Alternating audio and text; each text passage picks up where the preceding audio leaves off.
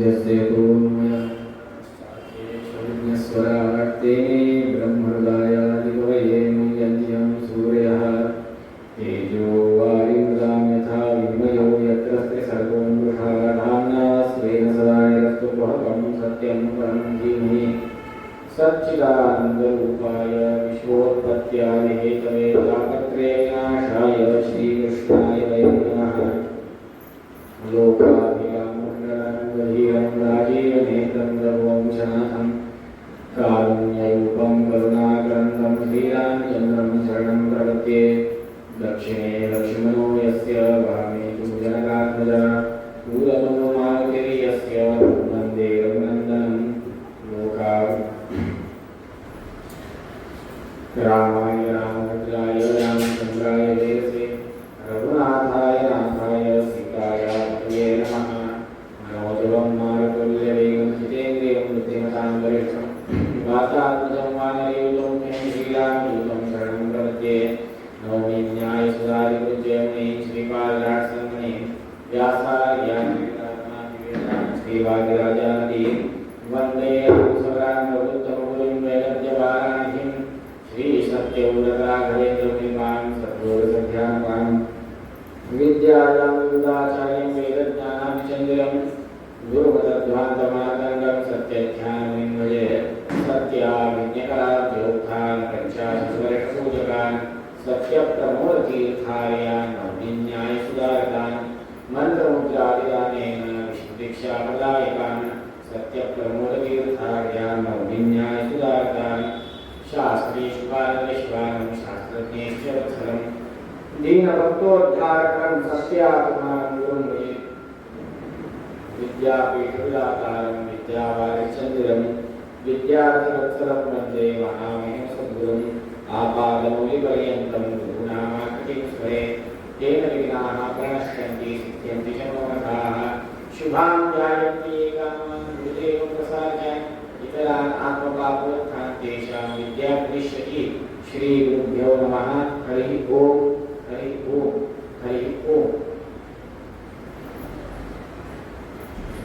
युगादी आजचा अत्यंत पवित्र असा दिवस चैत्र शुद्ध प्रतिपदा पराभवन संवत्सर किती वाजले?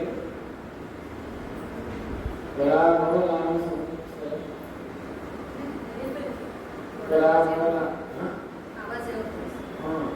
पराभवन संवत्सर पराभवन संवत्सर भगवंत पर अर्थात सर्वोत्तम व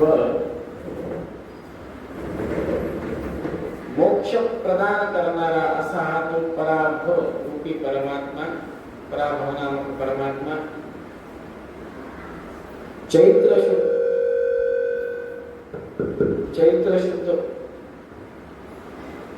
शुद्ध प्रतिपदा अर्थात गुढीपाडवा ते दशमी, चैत्र शुद्ध दशमी हा काळ, या काळाला आपण रामनवरात्र असं म्हणतो। या रामनवरात्रामध्ये भगवान श्रीरामचंद्रांचं विशेष चिंतन केल्याने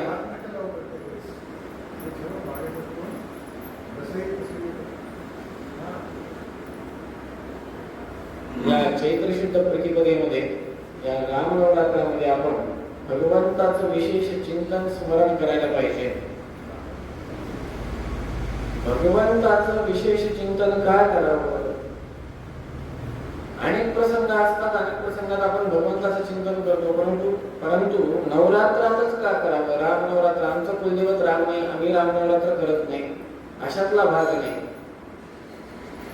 आमचं कुलदैवत नरसिंह आहे, आम्ही नरसिंहाचं नवरात्र करत नाही, घटच लावत नाही। आमच्याकडे दुर्गाच आहे तर आम्ही दुर्गेच करतो, आमच्याकडे व्यंकटेशच आहे तर आम्ही व्यंकटेशच, असं नव्हे।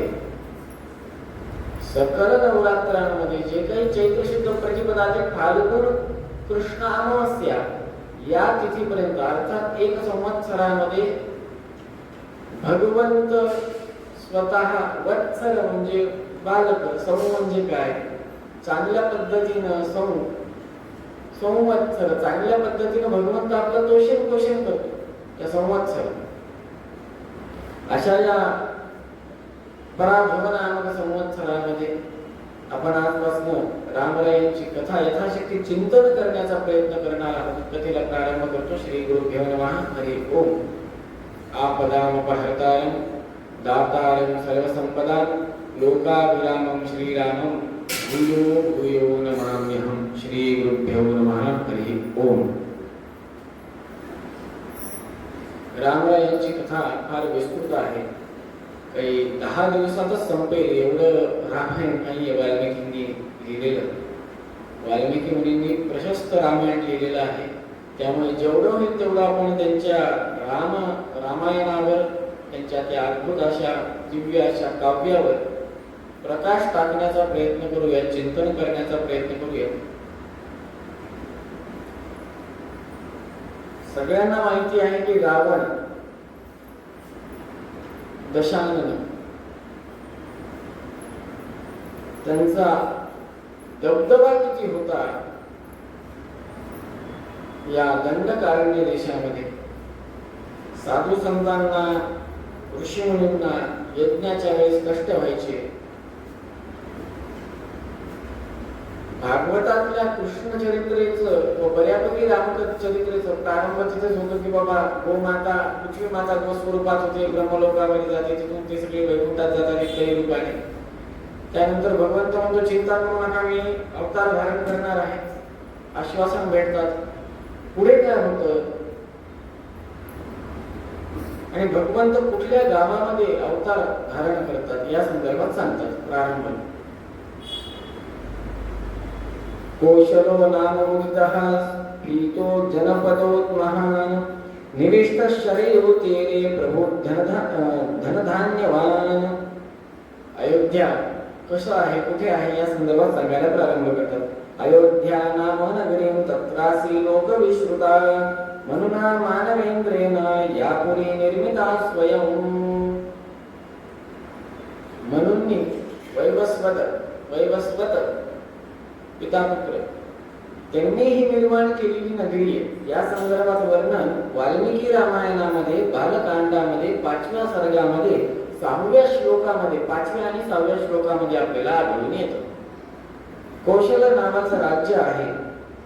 तिथे शरयू नदी त्या राज्यातून वाहते. त्या राज्यामध्ये शरयू नदीच्या एका तीरावर भव्य शहर वसलेलं आहे. किती भव्य आहे, काय आहे. आणि त्या शहरामध्ये सकल लोक विख्यात अशी ती नगरी आहे.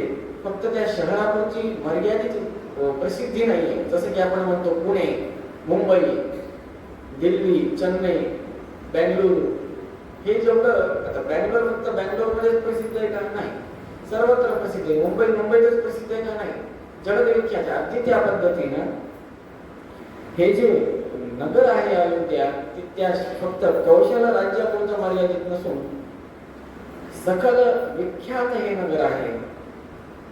आयता दशच द्वेच योजनानि महापुरी श्रीमती त्रीणि विस्तीर्णा सुविभक्त महापथाः. 12 योजन लांब, 3 योजन रुंद अशी ही नगरी आहे. आता 12 योजन लांब म्हणजे किती, तर 1 योजन म्हणजे 12.8 किलोमीटर. आपण जवळजवळ 13 किलोमीटर धरूयात, तरी किती झालं? 156 किलोमीटर लांबी आणि 39 किलोमीटर रुंदी अशी ती अयोध्या नगरी होती. आणि त्या नगरीची सुरक्षा कशी होती? जर का कधी देवगिरी किल्ला बघण्याचा योग लागला असेल आपल्या संभाजीनगरचा, तर तिथं खंदक आहे, खोल चारीकडनं गोल खंदक आहे, मध्यभागी तो किल्ला आहे. अगदी त्या पद्धतीने या अयोध्येला खंदकाने घेरलेलं होतं नगरीला. त्या नगरीच्या काठावर शरयू नदी व्हायची. आतमध्ये खंदक होते, त्याच्या खंदकाच्या आतमध्ये अयोध्या नगरी.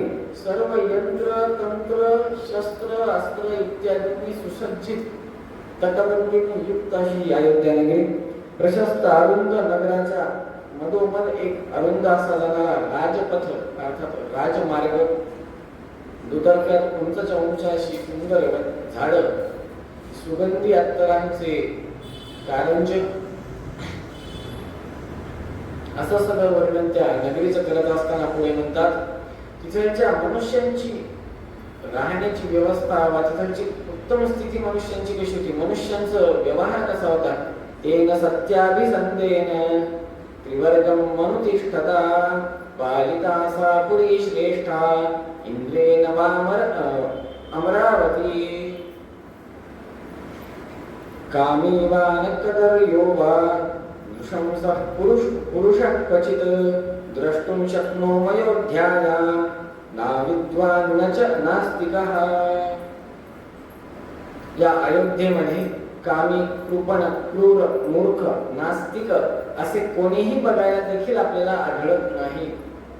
चुकून एखादा आपण म्हणतो ना, तांदळामध्ये एखादा खडा किंवा गव्हामध्ये एखादा खडा लागू शकतो, एक टाइम रेडीमेड आटा चक्कीमध्ये देखील काहीतरी खोट असू शकते, पण या अयोध्या नगरीमध्ये एकही व्यक्ती असत्यवादी, अधर्मी बघायला देखील मिळणार नाही।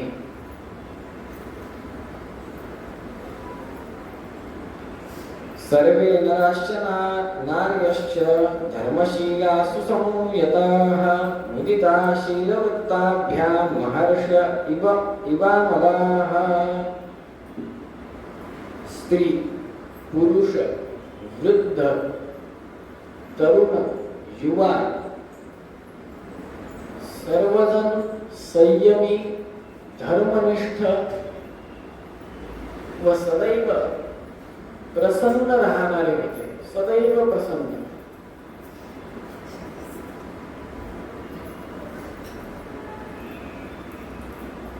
आता अजून एक महत्वाचा विषय जो सांगणं महत्वाचा आहे परंतु गावायत असलेला महान, क्षत्रम ब्रह्ममुखम च आसीत् वैश्या क्षत्रमनुव्रताः शूद्रा स्वकर्म निरता स्त्री वर्णानुपचारिणः।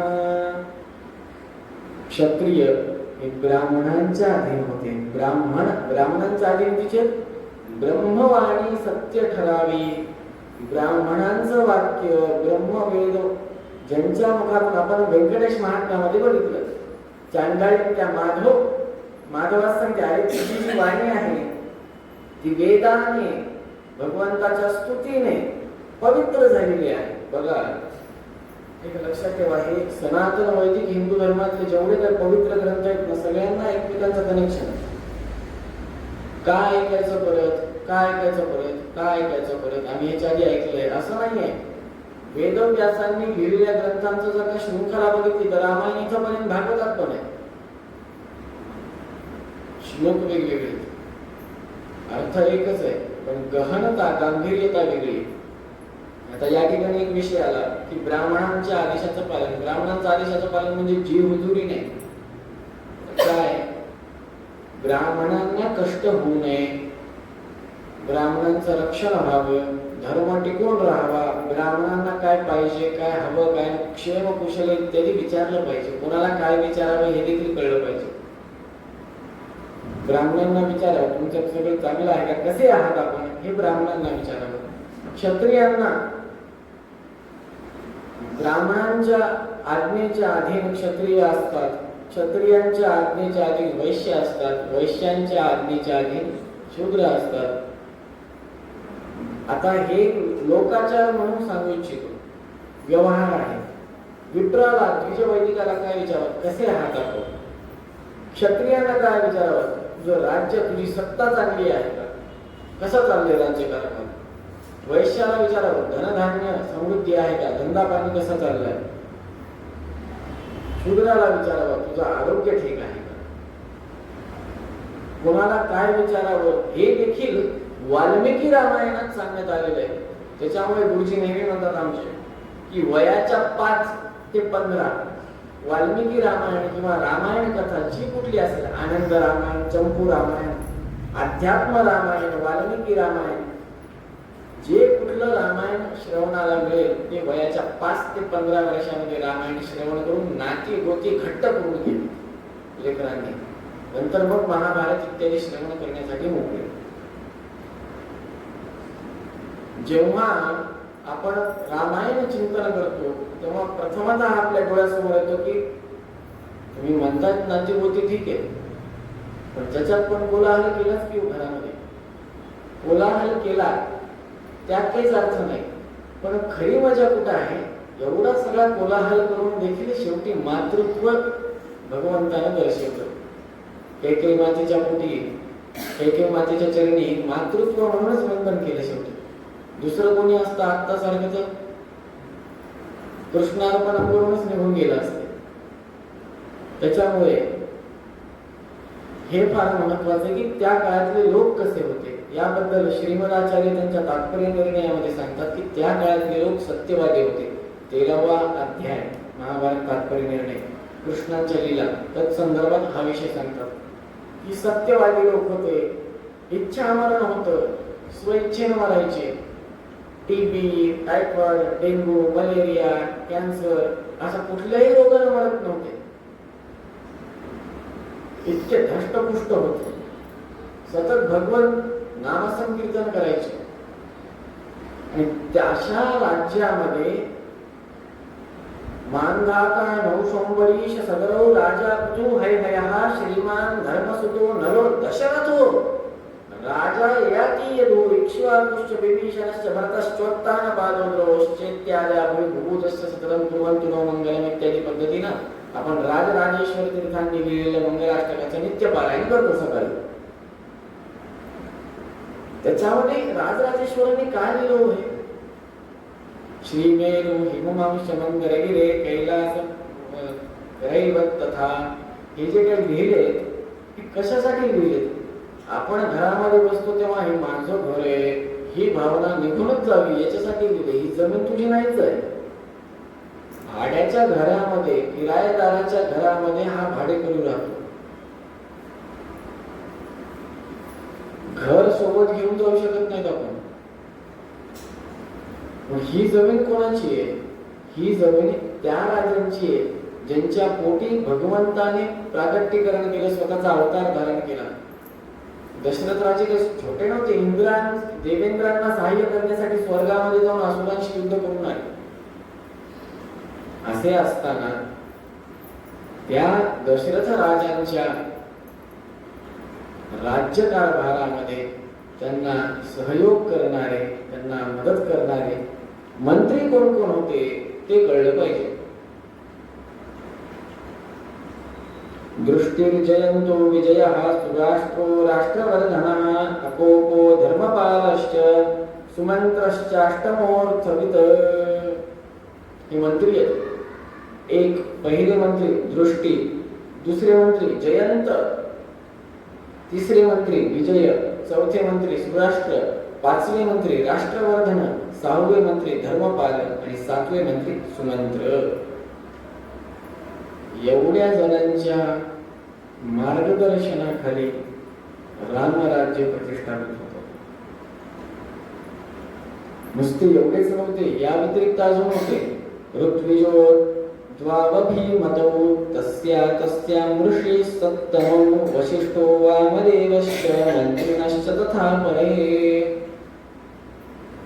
ऋषीमुनींना देखील मंत्रिमंडळामध्ये स्थान होतं. एक मर्यादा होती. दशरथ राजाला मार्गदर्शक म्हणून कुलपुरोहित साक्षात ब्रह्मदेवाचे पुत्र, मानसपुत्र काही जण म्हणतात, काही जण साक्षात पुत्र म्हणतात, वशिष्ठ मुनी, वशिष्ठ ऋषी लाभले होते. तसेच वामदेवही पौरोहित्यासाठी त्यांना लाभले होते, कुलपुरोहित म्हणून. तसेच जबल ऋषी, शिवासासु यज्ञ कश्यप ऋषी, गौतम ऋषी, दीर्घ आयु असलेले मार्कंडेय मुनी, विप्रवर, कात्यायन, हे सर्व ऋषी त्यांच्या मंत्रिमंडळामध्ये दशरथ राजाला मार्गदर्शक म्हणून लागले होते. एके दिवशी आता बघा चिक्कार पैसा असतो, प्रचंड ऐश्वर्य असतं, पण पुढे सांभाळणारा कोणी नसतो. तेव्हा अन्न पाणी देखील गोड लागेल. याच्यासाठी म्हणतात प्रारब्धम उत्तम जनांना परित्यजन्ति. प्रारब्ध उत्तमांना देखील चुकलं नाही. अशा वेळेस दशरथ राजा सर्व सभेच्या मध्यभागी येऊन म्हणतो, ममला लप्यमानस्य सुतार्थम नास्ति वै सुखम. विलाप करतो, दुःख प्रगट करतो ऋषी मुनींसमोर, इतर मंत्री मंडळांसमोर. हे सगळं काही राजवैभव आहे, पण ते माझ्या कामाचं काहीच नाही असं मला वाटत आहे. प्रचंड सुख आहे. मराठीमध्ये म्हणतात की लक्ष्मी पाणी भरायला तुमच्या दारामध्ये उभी असते. म्हणजे म्हणण्याची ही पद्धत आहे मराठीमध्ये की लक्ष्मी तुमच्याकडे स्वतः पाणी भरते. याचा अर्थ काय? चिकार पैसा आहे. किती पैसा आहे? 7 पिढ्या नाही, 64 पिढ्या बसून खातील एवढा पैसा. पण एवढं सगळं असूनही सुख काही नाहीये, पुत्रच नाहीये. पुत्र पुत्री सोडा संतानच नाहीये. शांता नावाची एक कन्या आहे दशरथाला. तिचं नाव काय? शांता. रामचंद्रांना एक बहीण होती, तिचं नाव शांता.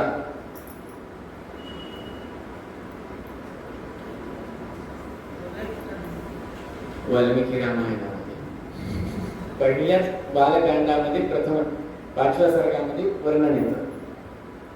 तेव्हा सुमंत्र जे मंत्री होते ते म्हणतात, विभांडकसुतं राजन् सर्वोपाये विहानय आनयत्तु महीपाल ऋष्यशृण्यस्य सुकृतं.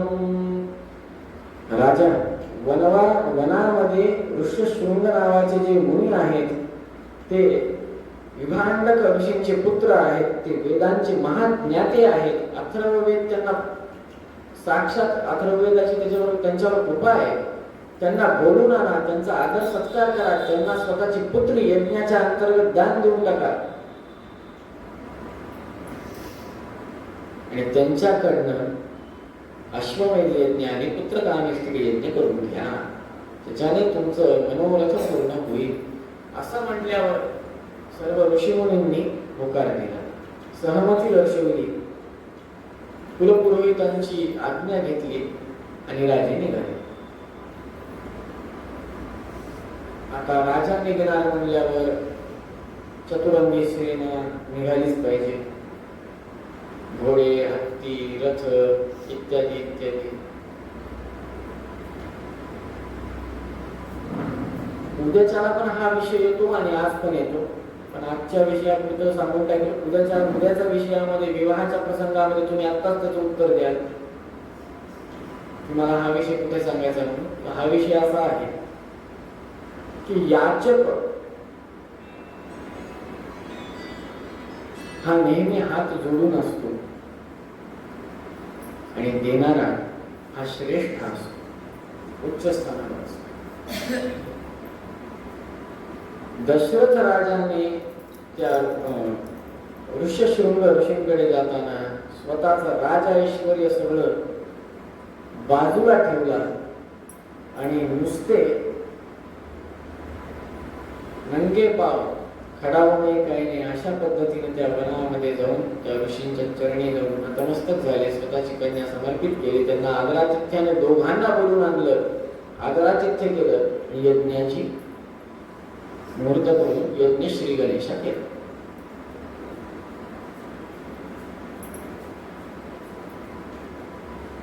त्या प्रसंगी जेव्हा जातात तिथे बोलतात यज्ञ करायचा आहे असं आहे, तेव्हा ते काय म्हणतात? खूप सुंदर म्हणतात, तमच राजा दशरथो यशस्सत्काम कृतांजली विश्वशृंगम निजश्रेष्ठ मरेष्यति धर्मवित यज्ञार्थं प्रसवार्थं च स्वर्गार्थं च नरेश्वर लभते च सतं गामाद्विजमुख्यात् विशांपतिः.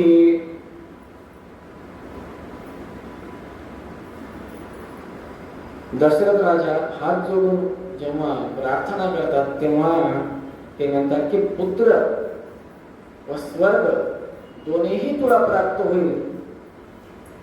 ते या यज्ञाने व ते यज्ञकर्तृ ब्रह्मपदावर, बघा यज्ञामध्ये होतार इत्यादी असे अनेक पद असतात, त्याच्यामध्ये एक पद असतं ब्रह्माचं.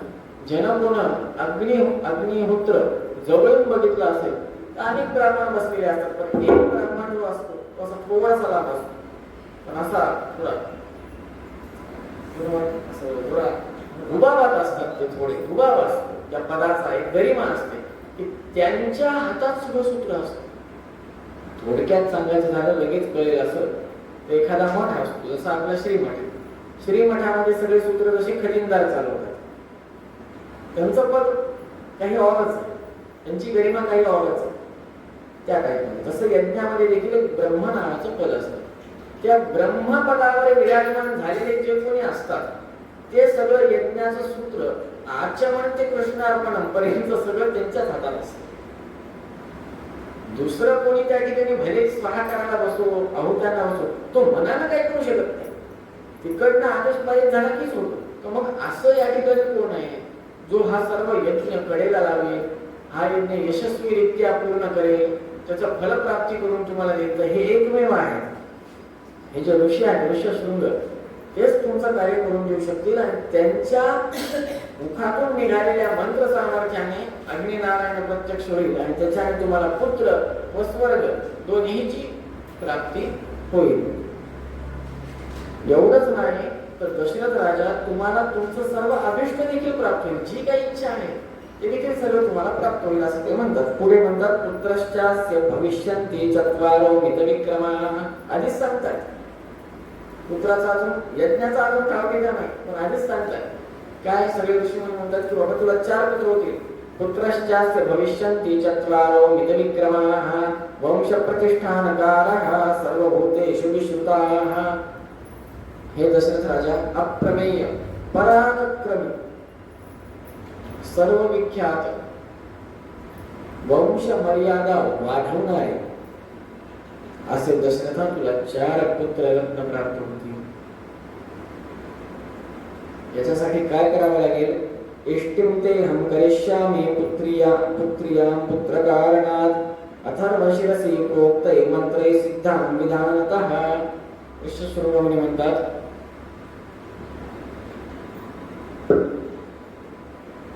हे अथर्व वेदांच्या मंत्राने युक्त असं पुत्रेष्टी नावाचे यज्ञ आपल्यास पुत्र अवश्य देतील यात संदेह नाही. आणि या यज्ञामध्ये जेव्हा यज्ञाची प्रारंभ श्री गणेश या यज्ञाचा होतो तेव्हा देव ऋषी गंधर्व महर्षीगण सर्वजण त्या ठिकाणी येतात. ब्रह्म राक्षसादी कोणीही त्या यज्ञावर स्वतःच दुष्ट अशी सावली त्यांची पडू नये यासाठी कटिबद्ध राहतात इतर क्षत्रिय. यज्ञामध्ये सगळ्यांना माहिती आहे कथा, यज्ञ नारायण साक्षात प्रत्यक्ष होतात. आणि यज्ञ नारायणाची कथा ही खरंच नित्य अग्निकार्य करा किंवा वैश्वदेव करा, अग्निकार्यामध्ये एक पद्धत आहे. यज्ञ नारायण प्रत्यक्ष होतात, अग्नि स्वरूपामध्ये असतात विद्यमान.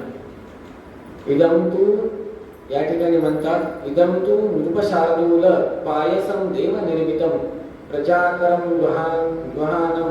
दुहानत्वं धन्यमारोग्यवर्धनं भार्याणां मनुरूपाणां मश्नितेति प्रयच्छ वै तासु त्वं लाप्ससे पुत्रान् यदर्थं यजसे नृप. अग्निनारायण प्रत्यक्ष होतात. यज्ञनारायण नाम परमात्मा पायसाचं पात्र त्या दशरथाच्या हातामध्ये देतात. सगळ्यांना माहिती आहे सुवर्ण पात्र असतं ते हातामध्ये येतं. यज्ञनारायण भगवंत सांगतात की हे दशरथ आहे दिव्य पायस देवतांद्वारे निर्मित आहे. ही खीर हे पायस या पायसास तू ग्रहण कर, स्वतःच्या भार्यांना खाऊ घाल, त्याच्याने तुला अद्भुत असे दिव्य रत्न प्राप्त होतील पुत्र. असे म्हणून यज्ञनारायण रूपी परमात्मा तिथून अंतर्धान करतात. पुढे हे पायस वाटप इत्यादी होते. आता थोडस मी वेदाकडे येतो, अग्निकार्याकडे. अग्नि उपासना ब्राह्मणांना काही उपासना अनिवार्य सांगितल्या. अनिवार्य म्हणजे काय की त्याला पर्याय नसतो. बघा एखादा माणूस जर का व्हेंटिलेटरवर असेल तर त्याला व्हेंटिलेटर काढून नाही चालत. त्याला काय करावं लागतं? व्हेंटिलेटरवर ठेवावं लागतं. ते त्याला त्या काळात अनिवार्य आहे. त्याच पद्धतीनं ब्राह्मणत्व दीक्षा घेतल्यानंतर अर्थात यज्ञोपवीत संस्कार झाल्यानंतर काही गोष्टी या अनिवार्य आहेत. जसं की पहिली गायत्री, दुसरी अग्नी, तिसरी विद्या. तीन गोष्टी गोदा गायत्री अग्नी ह्या कधीच चुकणार नाहीत. अग्नीची उपासना गृहस्थाश्रमामध्ये अग्निहोत्र, ब्रह्मचारी आश्रमामध्ये अग्निकार्य. त्या अग्निकार्यामध्ये शेवटी म्हणतात ओम स्वस्ती, काय काय म्हणतात? श्रद्धा, मेधा, यशः, प्रज्ञा, विद्या, बुद्धिं, श्रियं, बलं, तेजः, आरोग्यम, देहि मे हव्यवाहन. किती आयटम मागितले? 11. एकाच अग्नीमध्ये 11 देण्याची ताकद आहे. आणि काय दिलं नाही बघा. ओम स्वस्ती, श्रद्धा, मेधा, यशः, प्रज्ञा, विद्या, बुद्धिं, श्रियं, महत्वाचं, बलम, आयुष्यम, तेजः, आरोग्यम. अजून काय पाहिजे?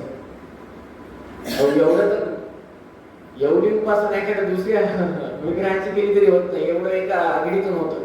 का होतं? तर अग्नी नारायणाला भगवंताने दिलेला अनुग्रह आहे की त्या अग्नीतून सकल देवता साक्षात तुमची आहुती स्वीकार करतात. आपण कितीही जरी तीर्थ त्या शंखावर किंवा महालक्ष्मींच्या विग्रहावर ठेवलं ते स्वीकार होत नाही असं नाही म्हणते. पण साक्षात जर का बघायचं असेल आहुती कशी स्वीकार होते ती कुठे होते? अग्नीमध्ये. म्हणून वैश्वदेव करताना बघा प्रजापती स्वहा, प्रजापती सोमाय स्वहा, चंद्राय स्वहा इत्यादी रूपाने अनेक आहेत. बलिपीठ हे गेला. बलिपीठ काही जण करतात, काही जण करत नाही, तो विषय वेगळा. एकंदरी अग्निनारायणाची कृपा व्हायला पाहिजे. अग्निनारायणाची उपासना व्हायला पाहिजे. अग्नीची उपासना जो कोणी करतो त्याच्या घरामध्ये सदैव तेजपुंज वातावरण आणि पुढची संतती ही तेजस्वीच होते. अग्नी उपासना पाहिजे. ह्याला प्रमाण राम आहे. अग्नी उपासना केल्यावर अग्नीसारखे पुत्र समोर तेज, देह हा तेजाने युक्त होता. जेव्हा दशरथ राजा खीर घेऊन यज्ञ मंडपातून खाली उतरतात तेव्हा सरळ आता पात्र आलं, लगेच आता आपण खाऊ घालू असं नाहीये. कुलपुरोहितांची अर्थात वशिष्ठ ऋषींची आज्ञा, इतर ब्रह्मवृंदांची, ऋषीमुनींची, महर्षीगण त्या ठिकाणी होते त्यांची आज्ञा, इतर देवी देवतांची आज्ञा, गंधर्वांची आज्ञा घेऊन मग सगळ्यात पहिले कौसल्य मातेच्या प्रकोष्ठामध्ये जाऊन कौसल्य मातेस पायस देतात. तितक्यात त्या ठिकाणी सगळ्यांना माहिती आहे सुमित्रा माता येते. त्या पायसाच्या पात्रातला अर्धा भाग सुमित्रा मातेस देतात, अर्धा भाग हा कौसल्य माता ग्रहण करते. आता उरला अर्धा भाग जो की सुमित्रा मातेच्या जवळ आहे. तेव्हाच त्या ठिकाणी कैकेयी माता येते. त्या सुमित्रा मातेजवळ असलेल्या अर्धा भागातील अर्धा भाग अर्थात 50% भाग होता त्याचा 25-25 भाग, 25% सोप्या भाषेत तो ग्रहण केला. कोणी? दोघींनी मिळून 25% ग्रहण केला. कोणी कोणी? सुमित्रा माता आणि कैकेयी माता. आता मजा अशी आहे, तुम्ही म्हणाल की भगवंताचं तर प्रागट्यकरण होईल. कृष्ण कथेमध्ये आणि देवता अवतरित होतात, हे होतात, ते होतात. भगवंत सांगतात तुम्ही जा पुढं, मी यायलो. तसं इकडे काही नाही का? इकडे पण तसं आहे. बालकांडामध्ये पंचम सर्गामध्ये भरपूर सांगितलं कोण कोण काय काय झाले. सांगायला सुरुवात करतात. कुबेर पुत्र गंधमादन वानर होते. विश्वकर्मा पुत्र नल वानर झाले. विश्वकर्माचे पुत्र नल नामक वानर झाले. अग्निपुत्र नील वानर झाले. अश्विनी कुमार मैंद द्विविध हे 2 वानर झाले. केसरी व अंजना यांच्या पोटी वायुदेवांनी स्वतः अवतार धारण केला. ते हनुमंत झाले. इंद्राचे औरस पुत्र ज्यांना म्हणून वानर राज बाली हे स्वतः इंद्र अंशाने युक्त प्रगट झाले, त्यांचा जन्म झाला, अवतरित झाले. सूर्य त्यांचे औरस पुत्र किंवा त्यांचा अंश सुग्रीव हे त्या ठिकाणी प्रत्यक्ष झाले. यामध्ये एक कॉमन होतं, जे समुद्र मंथनाच्या वेळेस, जे वामन अवताराच्या वेळेस स्थिर होते आणि आता पण होते, त्यांचं नाव म्हणजे जांबुवंत. सुंदरकांडाच्या प्रसंगामध्ये जांबुवंतांनी जे काही सांगितलंय ते एवढं प्रचंड सांगितलंय की ते ऐकूनच अरे बाप रे असं होतं. एवढं त्यांचं व्यक्तिमत्व आघाद आहे. आणि तेच जांबुवंत, त्यांचीच कन्या जांबुवती, ती पुढे चालून भगवंताकडे येते. समंतक मणीचा कथा, तेव्हा सुदर्शन चक्राने ते देह टाकून नवीन नूतन देह भगवंत देतात.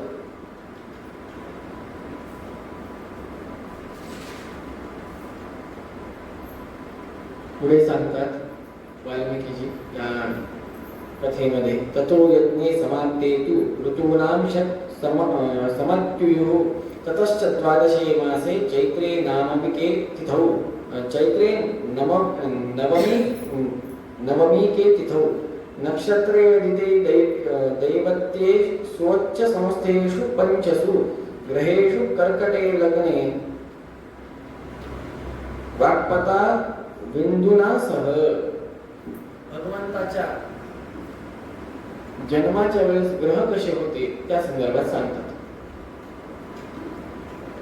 यज्ञ समाप्तीनंतर 6 ऋतूंनंतर, यज्ञ समाप्ती ही 6 ऋतू पहिले झाले.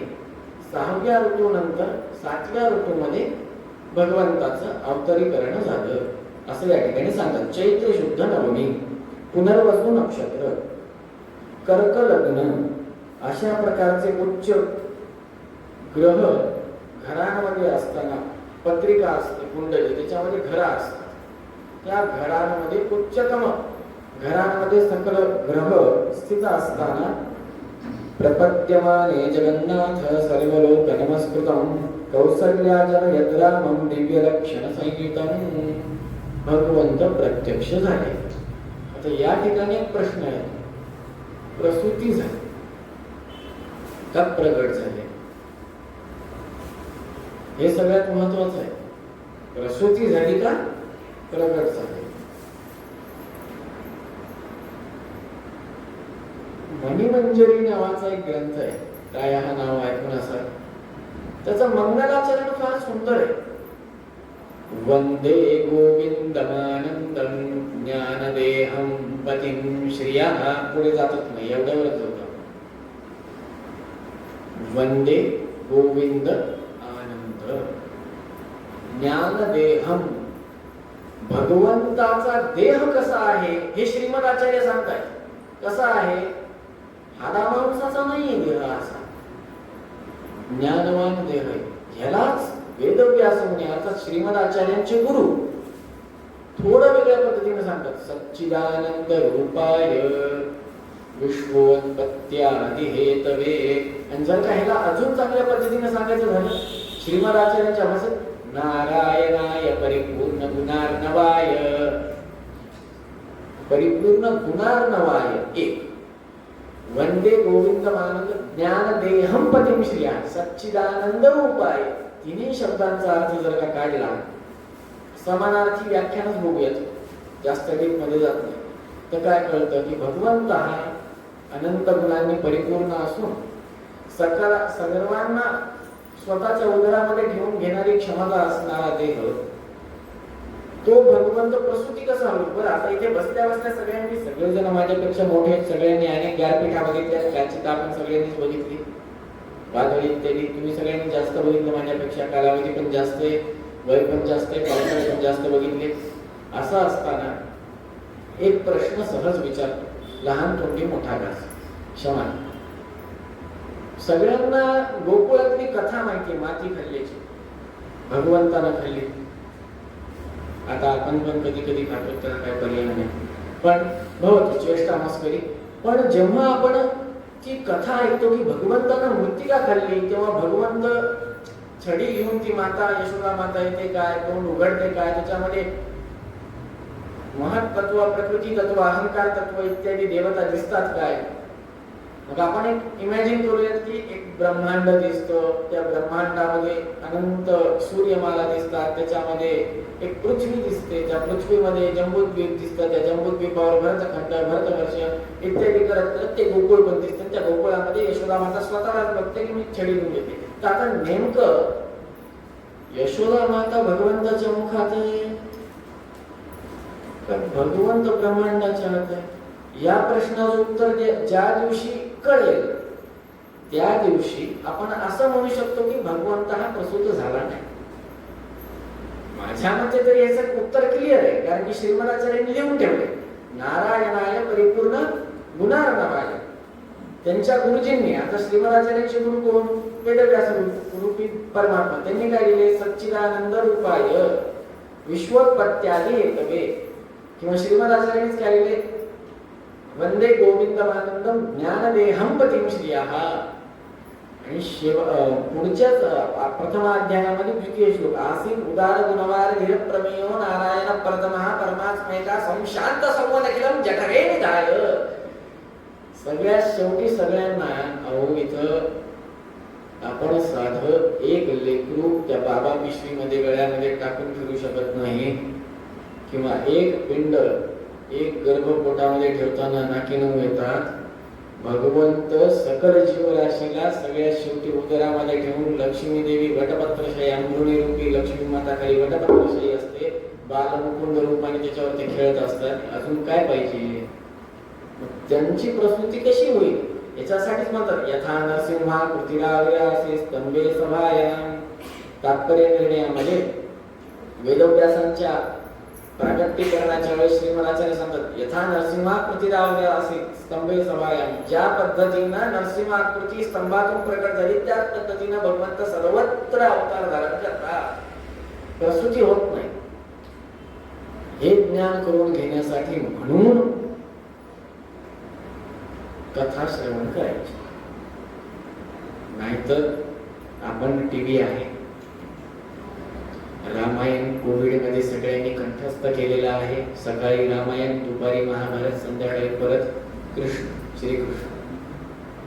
त्याच्यामुळे वाल्मिकी रामायणामध्ये हा विषय सांगतात. भगवंत हा कौसल्या मातेच्या पोटी प्रद्यमाने जगन्नाथ सर्वलोक नमस्कृतम कौसल्या जनयद रामम दिव्य रक्षण संहितम. दिव्य रक्षणाने युक्त असे भगवंत होते. भरतो नाम कैकेय्यां यज्ञे सत्य पराक्रमः साक्षात विष्णुश्चतुर्भागः सर्वे समुदितो गुणौ.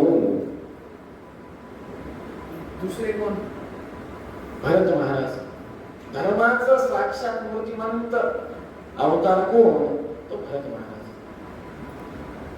या संदर्भात पुढे खूप छान सांगतात की भरतांचा जन्म हा पुष्य नक्षत्रावर झालेला आहे, त्यामुळे ते सदैव आनंदी आहेत. आणि त्यांना एकदा दुःख लागलं,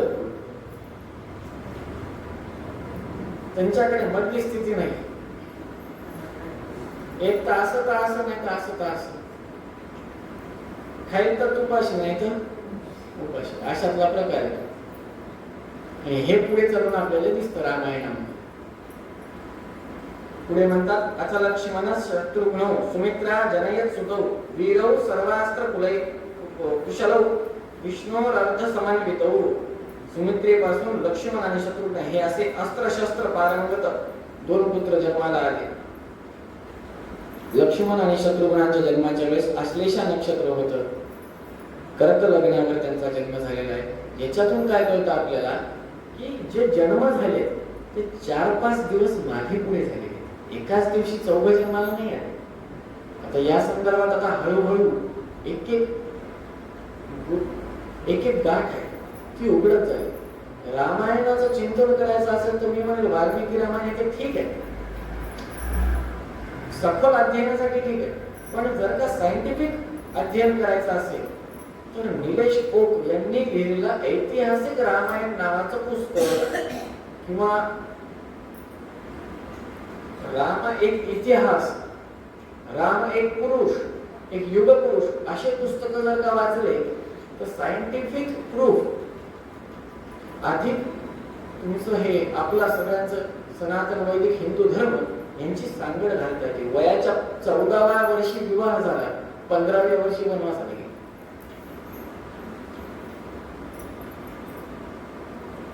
असं असताना भगवंताचा जन्म या ठिकाणी झाला. आपण सगळ्यांनी ही कथा ऐकली. आता भगवंताचं नाव रामचंद्र हे का ठेवलं? राम का रामचंद्र या प्रश्नाचं उत्तर द्या. या संदर्भामध्ये श्रीमद जगद्गुरु मध्वाचार्य मूल महासंस्थान श्रीमद उत्तरादी मठमठाधीश श्री श्री श्री सत्यात्मतीर्थ महास्वामी महाराज त्यांच्या स्वतःच्या लिखित जिज्ञासा नावाच्या पुस्तकामध्ये वशिष्ठ रामायणाचा रेफरन्स देताना म्हणतात, श्री श्रीतोवाच कुलदैवं रामदेवं राजराजेश्वरार्चितं स्वयं व्यक्तं महीपाल ब्रह्मणो देवतार्चनम् इक्ष्वाकुप्रमुखैः सम्यक् पूजितं मानवोत्तमैः यं पूजयति देवेश तं मूलरघुपुङ्गव सीताया सहितं मह्यं प्रदेहि पुरुषोत्तमं पूजयेयम् अहं भरत त्वदनुग्रहकाम्यया यं मे राजा दशरथ श्वशूरो पूजयिच्चिरं चकार नामकरणं यस्य देवस्य नामतः. तर इथंच निघालं शेवटच्या ह्याच्यात, यं मे राजा दशरथ श्वशूरो पूजयिच्चिरं चकार नामकरणं यस्य देवस्य नामतः. कोण स्वतः म्हणतंय? सीतोवाच वशिष्ठ रामायणामध्ये. कुठे लिहिलंय हे सगळं सध्या वाचायला? जिज्ञासा नावाच्या पुस्तकामध्ये. कोणी लिहिलंय? श्री श्री श्री महास्वामीजींनी, विद्यमान पीठाधिपती सत्यात्मतीर्थ महास्वामींनी. खूप जणांना प्रश्न होता ना, मूल सीतादेवी मूल रामदेव काय? लिहूनच टाकलं स्वामींनी जिज्ञासा नावाच्या पुस्तकामध्ये. मूल रामचंद्र ब्रह्मकरार्चित चतुर्युग प्रतिमा, साक्षात भगवंतानं पूजा केलेली प्रतिमा. कशी आली तिथपर्यंत? ब्रह्मदेवाने पूजा केली. ब्रह्मदेवानंतर उमा महेश्वरांकडे गेली. उमा महेश्वरांकडे सती मातेचा देहत्याग प्रसंग तिथून जबल ऋषींकडे आली. जबल ऋषींकडनं पुन्हा ब्रह्मदेवांकडे आली. ब्रह्मदेवांकडनं वैवस्वत मनुकडे आली. तिथून वैवस्वत नावाच्या मनुकडे आले. त्या वैवस्वताने अयोध्येची प्रतिष्ठा केली. तिथं तो इक्ष्वाकू राजा, त्याला त्या प्रतिमा दिल्या. हे तुझं कुलदेवते बाबा, पूज असं सांगितलं. अजून अवतारच झाला नव्हता रामायणाचा. झाला होता का? ऐतिहासिक राम नावाच्या ग्रंथानुसार 42 आणि अजून एक पुस्तक आहे, मला नाव आठवत नाही. आतमध्ये एक पुस्तक आहे, सध्या नाव खरंच मी विसरलो आहे, क्षमा प्रार्थी. त्या पुस्तकानुसार 54व्या क्रमांकाचे सूर्यवंशामध्ये रामचंद्र होऊन गेले. म्हणजे मूल रामदेवांचा विग्रह आधी किती जणांनी पूजलाय भगवंताच्या, हे देखील आपण बघायला पाहिजे. ज्या विग्रहाच्या दर्शनाची पात्रता देखील आपली नाहीये, मी पुन्हा म्हणतोय, ज्या विग्रहाच्या दर्शनाची पात्रता देखील आपली नाहीये, त्या विग्रहाच्या दर्शनाची लालसा मनामध्ये ठेवतो. एक क्रेज असते की बाबा मला ह्याच्यासारखं व्हायचं. एक आपलं गोल असतं की आपण यांना आदर्श मानतो. खूप जण स्वामीजींना आदर्श मानतात, पण आदर्श मानता मानता ते असं होऊन बसतं की मनामध्ये तर एकदा तरी आपण रामदेवाच्या काश एक बार मूल राम भगवान की प्रतिमा को स्पर्श करने का सौभाग्य प्राप्त हो जाए, असे विचार माणसाच्या मनामध्ये. अवजी पात्रताच नाही, त्याचा विचार केल्यावर काय होईल? गती का दुर्गती? सीता माता स्वतः सांगते काय आहे हा विग्रह, कुणाचा आहे, कसा आहे? स्वतः दशरथ राजाने शेवटी यम मे राजा दशरथ श्वशूरो पूजयिच्चिरं, माझ्या सासऱ्याने पूजा केलेले देव. चकार नामकरणं यस्य देवस्य नामतः, त्यांच्या नावावर आमच्या आहोचं नाव ठेवले. कोण म्हणाले? मी म्हणाले, सीता माता म्हणाले. आणि लिहिले स्वामींनी जिज्ञासा नावाच्या ग्रंथामध्ये.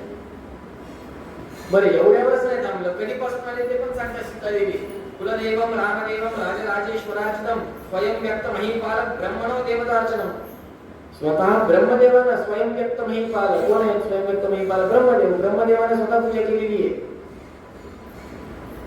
पुढे एवढंच नाही फक्त त्यांनीच पूजा केली असं नाही म्हणे. आमचं पूर्ण परंपरा कुळ असतं ना, 7 पिढ्या. काही जणांना लक्षात असतील स्वतःच्या 7 पिढ्या.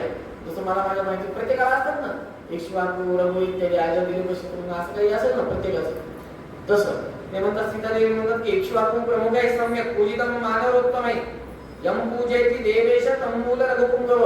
नुसतं मी नाही पूजते म्हणे, माझ्या आबंदी नाही पूजलं म्हणे. मूल पुरुषापासून चालत आलेले आहे.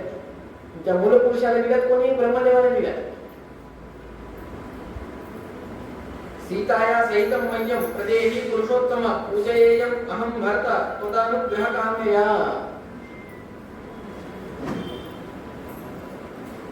या संदर्भामध्ये एक विशेष कथा येते, ती अवश्य या ठिकाणी आपण नोट करायला पाहिजे, बुद्धिगत करायला पाहिजे की मूळ सीता समेत मूळ रामदेवाचा विग्रह नित्य पूजा व्हायची. म्हणजे सगळं रामायण संपल्यानंतरची ही कथा आहे मूलतः, पण या ठिकाणी वर्णन आले म्हणून सांगणं अनिवार्य आहे. पुढे प्रायाचं वर्णन उल्लेख येणार नाही म्हणून सांगणं निज कर्तव्य आहे.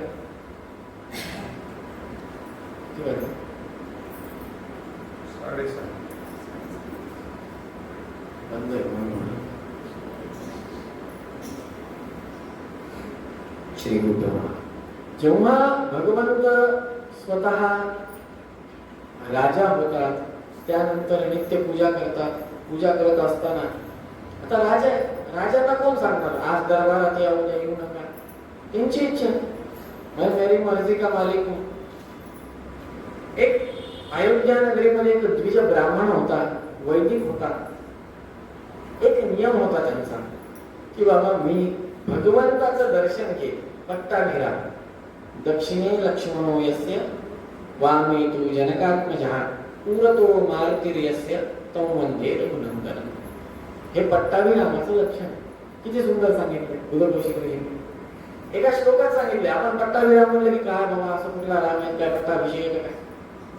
अशा त्या सीता सहित बसलेल्या सिंहासनावर भगवंताचं दर्शन घेणार आणि नंतरच मी जलग्रहण करणार असा संकल्प. 7 दिवसांपेक्षाही अधिक कालावधी उलटला, भगवंत कैलास दरबारात आले नाही. भगवंताच्या कानी पडली वार्ता की बाबा तो ब्राह्मण जलान्न ग्रहण विनाय. भगवंत हा गो ब्राह्मण प्रतिपालक आहे. क्षत्रिय असल्यामुळे व्रत काय आहे? गो ब्राह्मण प्रतिपालक हे व्रत त्यांनी धारण केलेलं आहे. भगवंतानं सीता मातेला सांगितलं की तो जो विग्रह आहे मूळ सीता समेत मूळ रामदेवाचा, तो विग्रह त्या ब्राह्मणाला द्या. त्या ब्राह्मणाला तो विग्रह देण्यात आला. त्या ब्राह्मणाने त्याच्या शेवटच्या श्वासापर्यंत त्या विग्रहाची सेवा केली. कालांतराने परत तो विग्रह हा दशरथाच्या कुळामध्ये अर्थात भगवंताकडे परत आला. अशी ही कथा आपल्याला वशिष्ठ रामायणामध्ये ऐकायला भेटते, श्रवण करायला भेटते. तो विग्रह पुढे चालून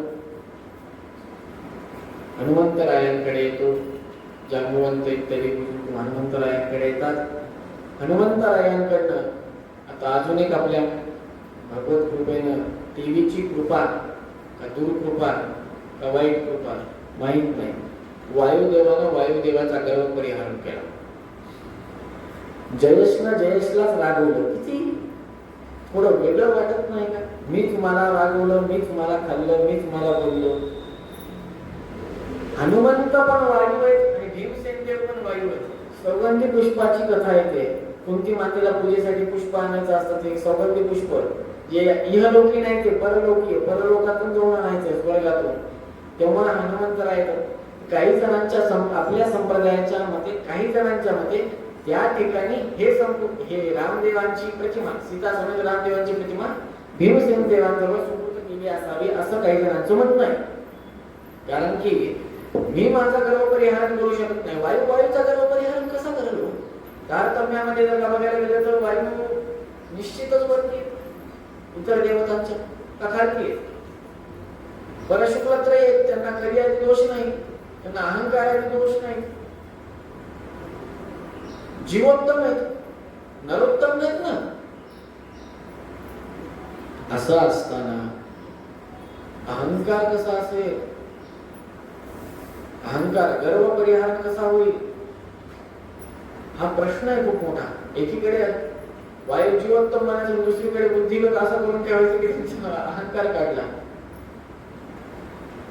त्यामुळे हा एक विषय संप्रदायात सांगण्यात येतो की हे विग्रह इथून पुढे आले. पांडवांनी पूजले, तिथून ते कलिंग देशामध्ये गजपती मुकुंद वर्माच्या भांडारघरात गेले. तिथून सगळ्यांना कथा माहिती नरहरी तीर्थांनी आणली आणि ती आजकाल ती पद्धत चालू आहे की आपल्याकडे उत्थान द्वादशीच्या दिवशी सायंकाळी पूजा होते. असे हे मूळ सीता समेत मूळ रामदेवांची कथा, ही जी की सीता मातेने स्वतः वर्णिलेली आहे वशिष्ठ रामायणामध्ये. पुढे चालून भगवंत दशरथाने या आपल्या विग्रहांचं कुलदेवतेचंच नाव रामचंद्र आहे म्हणून भगवंताचं देखील नाव काय ठेवलं? रामचंद्र असं नामकरण केलं. आणि त्या क्षणापासून हे रामचंद्र झाले आणि ते मूळ रामचंद्र झाले. दोघांमध्ये फरक. आधी ते रामचंद्रच होते, पण हे रामचंद्र आल्याने त्याच्या नावाच्या समोर मूळ रामचंद्र हे नाव त्या क्षणापासून लागलेलं आहे असे अनेक आचार्य वर्णन करतात.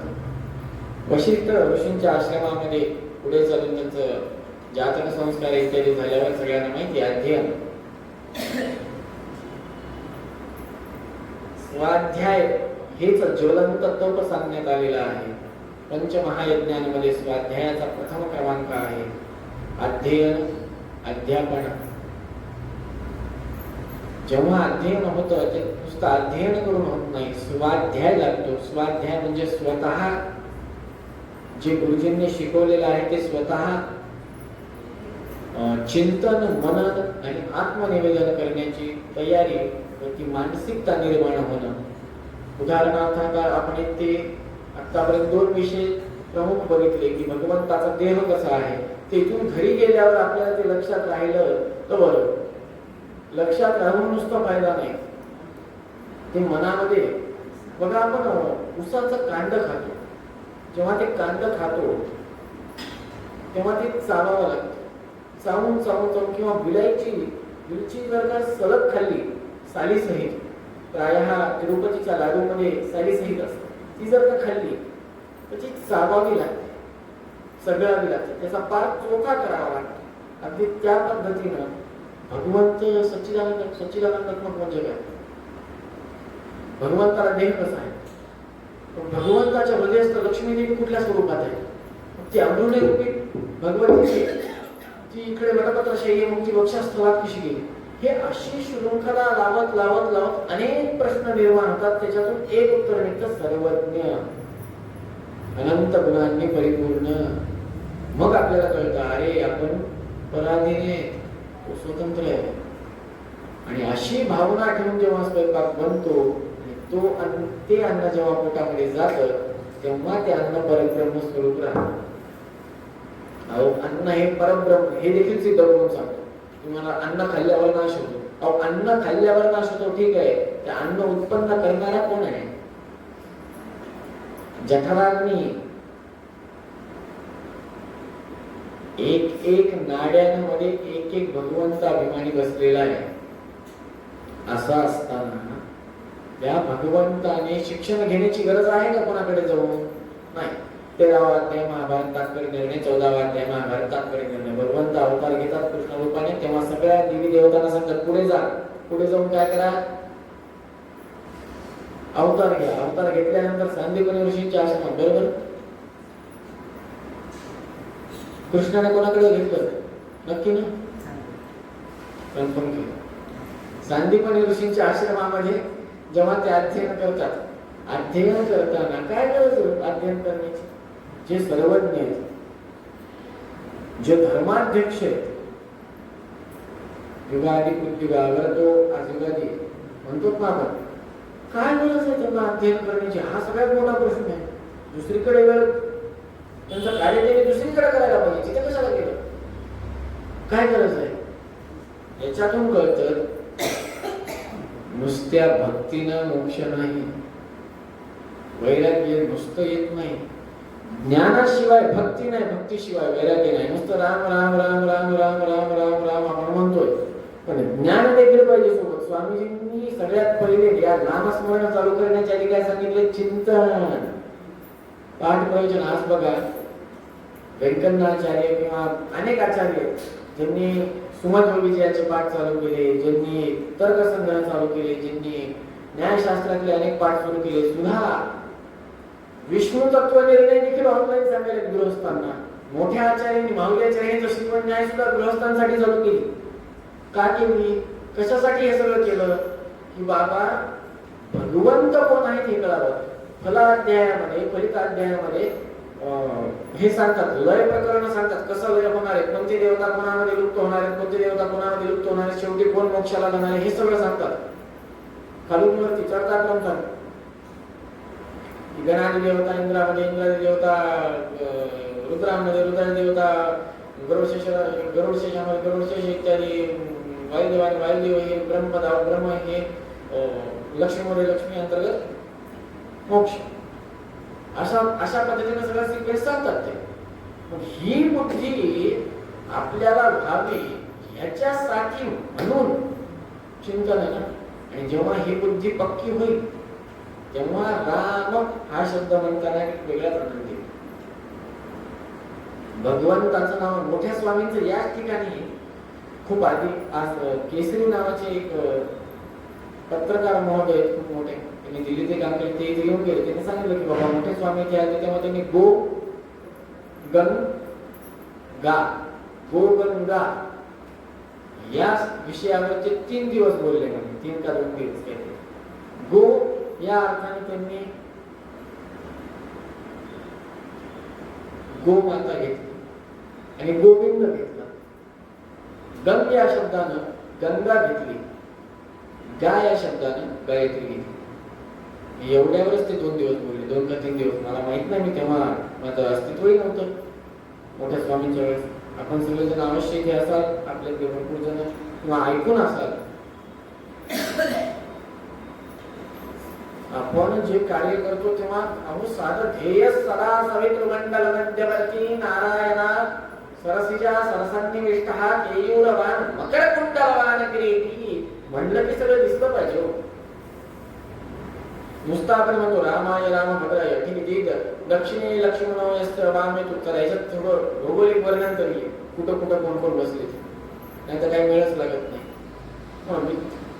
ते सोपं करून दिलं. गुरुशी एक तरी श्लोक तसा दिला की अनुसंधान करताना पुढं मी तर आधम आहे, मला माहित नाही रामराय कशी दिसते, सांगून दिलं पट्टाभिराम म्हणून, पट्टाभिराम म्हणून नमस्कार, धनुष्य दिसायला म्हणून ठीक आहे. काय त्याय ताजानुभव वाजानुभव म्हणजे त्याच्यातून सुरुवात आहे. दक्षिणे लक्ष्मण म्हणलं की ती भावना आपल्या डोळ्यासमोर येते, हे महत्वाचं आहे. ध्याये नरसिंह रवित्र नेत्र म्हणलं की ते नरसिंहदेवांना 3 डोळे, हे माहितीये काय? 3 नेत्रांनी युक्त आहेत नरसिंहदेव. 3ऱ्या नेत्रातून येणारा प्रकाश, त्या प्रकाशाने सूर्य प्रकाशमान झालाय, हे शास्त्र सांगतं. हे किती जणांना माहितीये?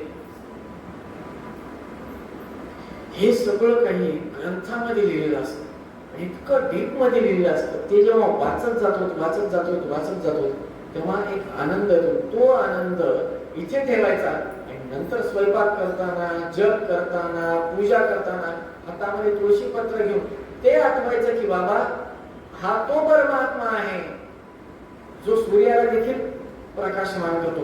त्या परमात्म्याचं आवाहन मी या विग्रहामध्ये करतो, बिंब रूपाने करतो. भगवंता तुम्ही यावं, विराजमान व्हावं, अनुग्रह करावा, याला अनुसंधान म्हणा. हे शिकण्याकरता की बाबा मनुष्य रूपामध्ये, मनुष्य लोकांमध्ये आल्यानंतर आपण काय करावं, काय नाही, हे सांगण्याकरता म्हणून भगवंत शिक्षण देतात. हे लोकाचार सांगतात, शिकवतात आपल्याला. पुढे जाऊन सगळ्यांना माहिती आहे बाबा भगवंताचं अध्ययन त्यांच्याकडे होतं, धनुर्धर होतात, राजकारण, समाजकारण इत्यादी भगवंताचं पारंगत आहे. वेद पारंगत आहे. धनुर्वेद जो आहे तो यजुर्वेदातून बाहेर पडलेला वेद आहे. त्या धनुर्वेदामध्ये 4ही भावंड निष्णात होतात. आणि इकडे दशरथ महाराजांकडे विश्वामित्र ऋषींचा आगमन होतं. विश्वामित्र ऋषींचा आगमन होतं. एकच मागणी आहे बाबा. काय मागणी आहे?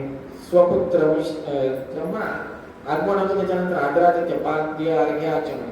आपल्याकडे ती पद्धतच आता बऱ्यापैकी राहिली. इकडे बऱ्यापैकी इकडे राहिली. ते नशीब पण मुंबई पुण्याला आला या संध्याकाळचीच रेल्वे असावी, जेवण करून आलाच असा, ही भावना स्थिर आहे.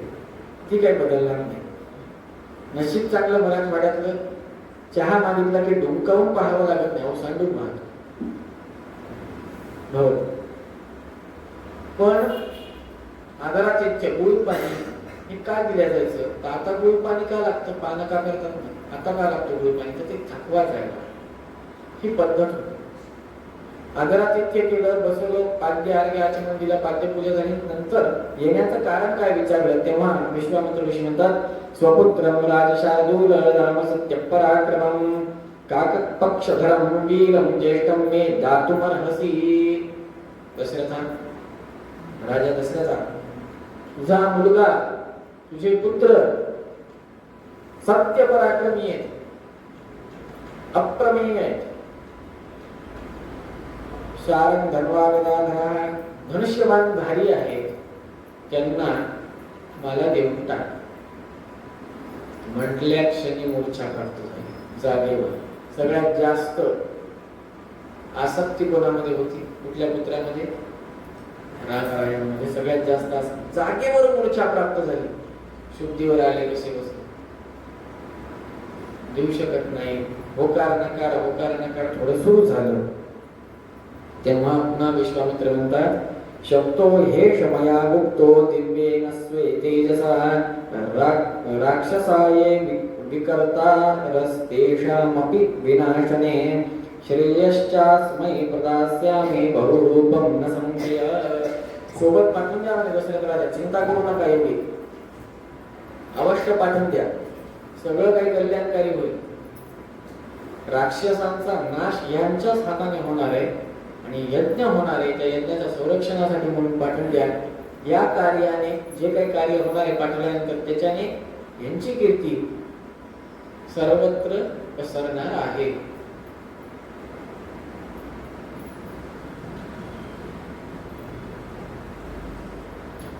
तथापि थोडं संकोच करतच होते. तेव्हा आजूबाजूचे मंत्री म्हणतात पाठवून द्या महाराज, शाकवाणी देतील, काही भरोसा नाही. ऋषी मुनींचा कमांडर बाजूलाच असतो. हो नाही हो नाही हो नाही म्हणून पाठवून दिलं. तेव्हा श्रीमदाचार्य म्हणतात की लक्ष्मणासमेत भगवंत विश्वामित्र ऋषींकडे निघाले. तेव्हा विश्वामित्र ऋषींनी त्यांना 2 शस्त्र प्राप्त झाली. बघा, शस्त्र प्रदान करण्याची जी दीक्षा प्रदान करण्याची जी गोष्ट आहे त्याला म्हणतात वेद प्रत्यक्ष होणं किंवा गुरूंकडनं प्राप्त होणं. ते कशा पद्धतीने होतं हे सांगता येत नाही. बघा, अर्जुनाला स्वप्नातून पाशुपत शस्त्र प्रदान करण्यासाठी कैलासावर घेऊन गेले, स्वप्नातून घेऊन गेले. रामायणाची लिंक आणि महाभारताची लिंक या ठिकाणी लागते. विश्वामित्र ऋषींकडनं अस्त्रप्राप्ती झाली. इकडे भगवंताने अर्जुनाला तू गुरु कर, मी तुला द्यायला सिद्ध आहे पण तुला गुरु करावा लागेल हे दाखवून दिलं. गुरु करण्यासाठी त्याला कैलासावर घेऊन गेले अर्जुनाला. तिथे कोण गुरु झाले अर्जुनाचे? महेश्वर साक्षात रुद्रदेव. इकडे स्वतः विश्वामित्र. हे जाणून घेण्याची फार महत्वाची गोष्ट आहे. रामायण आणि महाभारत कनेक्शन आहे असं समजू नका, हे वेगळं ते वेगळं. अस्त्रप्राप्ती झाली. तिथून पुढे ताटकावध. ताटकावधाच्या प्रसंगामध्ये यज्ञ चालू असतो, सगळ्यांना माहिती आहे. ताटका मरीच राक्षस येतो. त्या मरीच राक्षसाच्या छातीवर अमोघ असा बाण सोडतात. मरीच राक्षस 100 योजन दूर असलेल्या समुद्रामध्ये पडून जातो, मरत नाही. तोच पुढे हरिण रूपाने येतो. नंतर ताटका नावाची स्त्री, राक्षसी स्त्री येते. भगवंत म्हणतो मी तिला मारू शकत नाही, ती स्त्री. स्त्रियांना मारायचं नाही हे सूर्यवंशाचा नियम आहे, त्याच्यामुळे मी मारू शकत नाही. तेव्हा विश्वामित्र म्हणतात अस्यातु निधनात राम जना सर्वे निराकुला भवन्ति सर्वे तस्मात् तस्य पुण्यं तस्य पुण्यप्रदं वदः. रामराया, या राक्षसीने अनेक जणांना त्रास दिला, अनेक द्विजांचं यज्ञाचा नाश केला, हिच्या वधाने पुण्यच प्राप्ती होणार आहे, हिचा वध कर, असं जेव्हा विश्वामित्र निर्णय देतात तेव्हा भगवंत त्या ताटकाचा वध करतात. आज आपण ताटकावधापर्यंतची कथा श्रवण केली. एक संक्षिप्तात एक तृतीयांशात सांगायचं झालं तर भगवंत कसा आहे हे आज आपण बघितलं. यज्ञ नारायणाची कृपा काय असते हे बघितलं. भगवंताचा देह कसा आहे हे बघितलं. भगवंत प्रसूत होतो का प्रगट होतात, साक्षात प्रत्यक्ष होतात हे बघितलं. भगवंत सर्वज्ञ असून देखील अध्ययन का करतात हे बघितलं. या सगळ्यांच्या व्यतिरिक्त आपल्या सगळ्यांचे मोक्ष गुरु श्रीमंत मूल सीता समेत मूल रामचंद्र पाद पद्माराधक हंसपीठावर विराजमान असलेले श्री श्री श्री 1008 श्री सत्यात्म महास्वामी महाराज ज्या विग्रहांची पूजा करतात ते विग्रहांची कथा स्वतः सीता मातेने जी सांगितली आणि जी स्वतः महास्वामींनी वशिष्ठ रामायणातील कथा जिज्ञासा नामक एका पुस्तकामध्ये लिहून काढली, त्या संदर्भात संहिता समेत आपण त्या श्लोकांसमेत चिंतन करण्याचा छोटासा प्रयत्न केला. आज चैत्र शुद्ध प्रतिपदा प्रथम रामायणाचं या कथेचं प्रारंभ झाला. पहिला दिवस आपल्या या ठिकाणी समाप्तीस जातोय. आशा आहे की बाल्यकांड, अयोध्याकांड, आरण्यकांड, किष्किंधाकांड, सुंदरकांड, युद्धकांड आणि उत्तरकांड या सर्व कांडांच्या श्रवणांसाठी वाल्मिकी रामायणाच्या आपण सर्वजण येत राहा हीच प्रार्थना करू इच्छितो. तसेच आजच्या दिवशी युगादी आहे. महास्वामींनी सगळ्यांना सकाळीच 5:30 वाजता अनुग्रह संदेश देण्यात आलेला आहे. बरं, असं नाही की एकाच भाषेत दिला आहे, सकल भाषेमध्ये आलेला आहे. हिंदीमध्ये आहे, तेलुगूमध्ये आहे, कन्नडमध्ये आहे, मराठीमध्ये आहे. स्वामीजींनी सगळ्यांना सांगितले की हे वर्ष हे विशेषतः वेद, शास्त्र, पाठ, प्रवचन, नामसंकीर्तन, यज्ञ यागादींसाठी समर्पित करावं सज्जनांनी. इथं प्रायः कोणी सत्ताधिकारी नाहीये, कोणीही पॉलिटिकल कनेक्टेड नाहीये, स्वतः आम्ही जातीवंत खुर्चीवर विराजमान आहे, किंग मेकर आहे असं कोणीही नाहीये. त्याच्यामुळे जास्त चिंता करण्याची आपल्याला गरज नाही. बाकी पंचांगामध्ये लिहिलेले कोणासाठी खतरा आहे कोणासाठी नाही.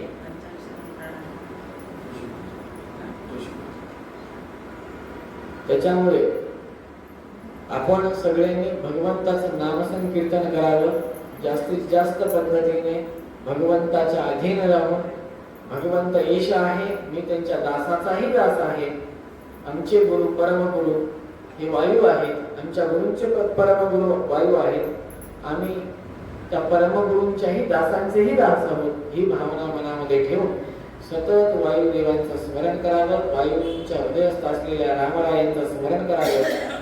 महास्वामींनी जो संकल्प घेतला आहे तो संकल्प सत्य करण्यासाठी, अर्थात सत्य होणारच आहे, ते महास्वामींचा संकल्प आहे, त्यात काही संदेहच नाही. पण आपण देखील त्याच्यामध्ये खारीचा वाटा, खाडीचा म्हणता येत नाही, खारीचा वाटा घ्यावा आणि खारीचा वाटा घेत घेत राम नाम सतत जपत राहावं हीच इच्छा व्यक्त करतो, हीच प्रार्थना भगवंताच्या चरणी करतो. झाली ही सेवा अस्मद गुरु अंतर्गत भारतीय रमण मुख्य प्राणांतर्गत सीतापती श्रीमंत मूल रामचंद्र भगवंताच्या चरणी समर्पित करतो. वाणीला पूर्ण विराम देतो. गोपाल कृष्ण भगवान की जय. राजा रामचंद्र भगवान